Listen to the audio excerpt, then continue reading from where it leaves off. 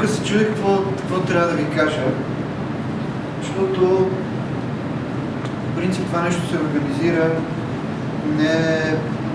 не с цел ние да ви се правим на умни, ами с някаква цел, за да може да ви помогнем. И тъй като сега сме в един такъв период, в който се търсят футболисти за Агро. И през всичките дни преди да почне първенството, звънат разни агенти, всеки предлага той, ония. Накрая, като погледнеш новините или кой къде е отишъл, се оказва, че едни футболисти, където са изпаднали с нафтата, отиват да играят в Етър, примерно, или в Монтана. После изпадат в Монтана и същите тия футболисти ги търсят пак отбора, който е влезнал в А-група, за да отидат пък, примерно, в Витоша Бистрица. И така си се връткат някакви и си изпадат, и си се качват, и си седат долу в долната половина. И аз такъв гледам сега и си викам, си тъпата работа. Защото наистина е така. Реално, какво се случва при нас? Никой не очакваше, че ние бяхме някакви новобранци. Моята цел беше отбора да остане в Б. Да остане в Б. И събрахме се един добър колектив. Основното нещо, заради което преди да продължа, че така се отвличам, заради което отбора успя, е заради обстановката в него. Заради доброто отношение между всички тия хора, които ги виждате. Сега Виктор не е част от нас, включително и тия, които са отзад, които са ни треньори, заради коректното и колегиално отношение между всички нас, заради колегиалното отношение вътре между момчетата. Значи, имаше и хора, които не ме кефиха като характер и аз ги изгоних. Защото искат да танцуват много, прекалено много, вместо да бъдат играчи, защото искат да бъдат те водещите фигури, искат те да се показват и отбора да ходи зад гърба им. Това, запомнете го, в този колективен спорт няма как да стане. Поради този факт се радвам, че вие сте тук. Виждам хора, които лично на мене много ми се иска да разчитам и които исках да бъдат готови за това да разчитаме ние на вас в Агро.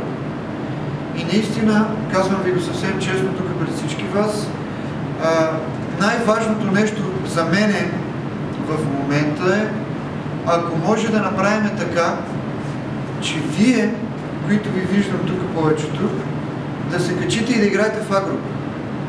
И един ден аз и ние всичките да ви видим как обличате националната фанера, как бъдете химно.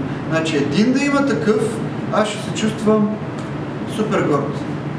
Но за да стигнете там, трябва да минете през мъжкия футбол.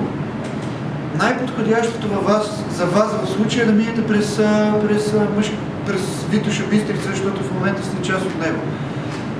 Още по-подходящо е този отбор да е в Агро, защото това ви дава автоматическа изява на различно ниво.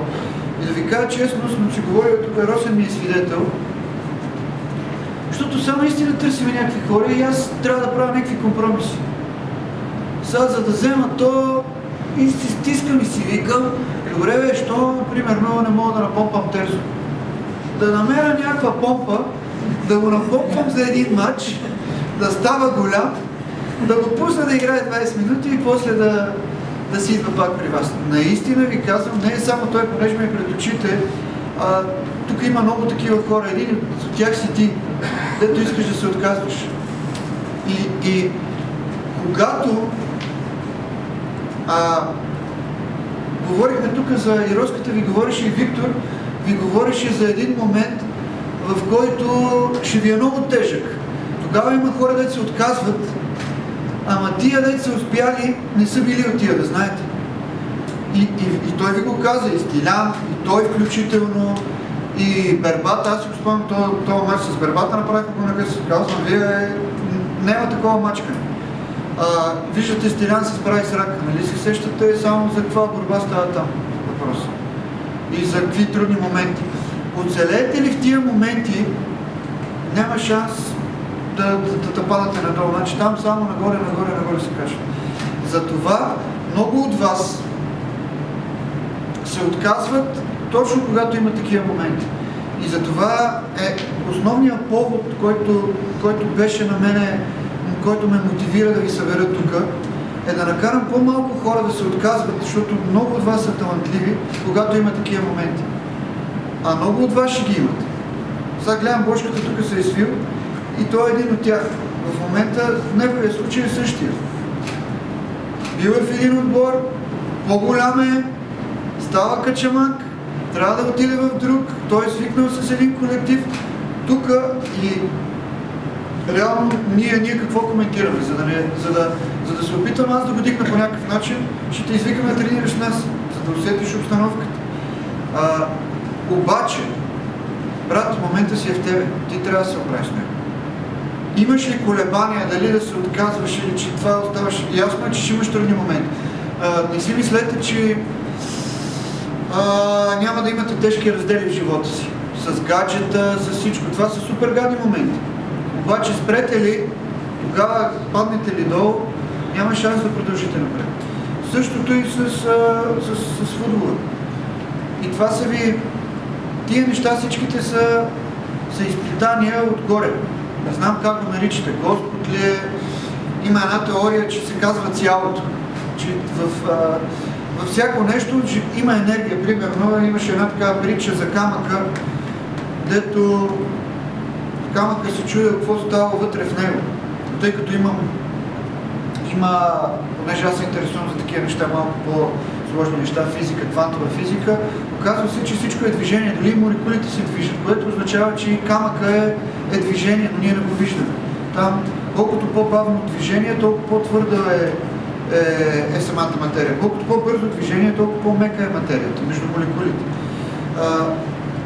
Оказва се, че всичко такова е енергия. И всичките тия изпитания, които вие ги имате, са ви дадени, за да може да ви тестват характера. Понеже Роската ви каза, даде ви пример за наркотиците, аз ще ви кажа нещо за тях. Наркотиците са като лъва в джунглата. Лежи си и чака, например, събужда се гладен. Става и почва да гони някакви антилопи, представете си антилопи. Ама знаете ли кои фаща лъва? Най-кекавите. Тия, дето нямат физическа подготовка, дето са заспали, дето са куци, дето не са първите в стадото. Също и с наркотиците. Няма как да те изеде нещо, което е нищо. Защото наркотиците, наистина ви казвам, са нищо. Това ти дава някакъв момент и ти, ако не си щастлив, вътрешно в себе си, тогава го търсиш щастието в нещо друго. Филма е вие в главите си да разберете кое е щастието. Да ви кажа от сега, със сигурност не са парите и хубавите коли. Да знаете. Парите са следствие на това, което сте вие. Ако вие искате да станете добри футболисти и основната ви мисъл е да мислите за пари, никога няма да ви се случи. Това е казваме. Сбирайте, фърляйте обувки от сега и отивайте да изкарвате пари от нещо друго. Обаче, ако знаете, че ще имате пари, ако бъдете добри футболисти, ако се влагате и ако знаете, че за да имате пари, ще преминете през редица трудности и трябва да си ги спечелите с кански усилия, тогава със сигурност ще имате успех.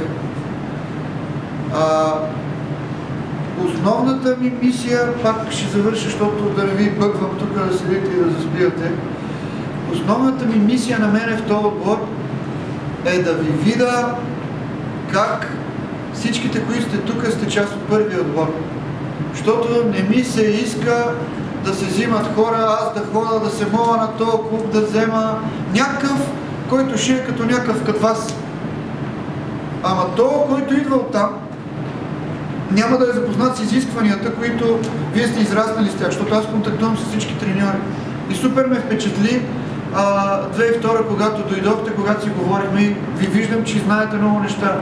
Същото и 2001. Като говоря с вас, говорим за неща, за покрита топка, за открита топка, за свободни зони, вие ги знаете.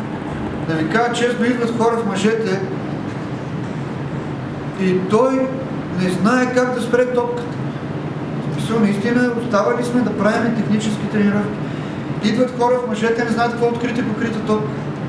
И аз, така се бия, викам, чакайте ви, вие сте дошли тук да ми свършите някаква работа. Те не знаят елементарни неща. Другото нещо.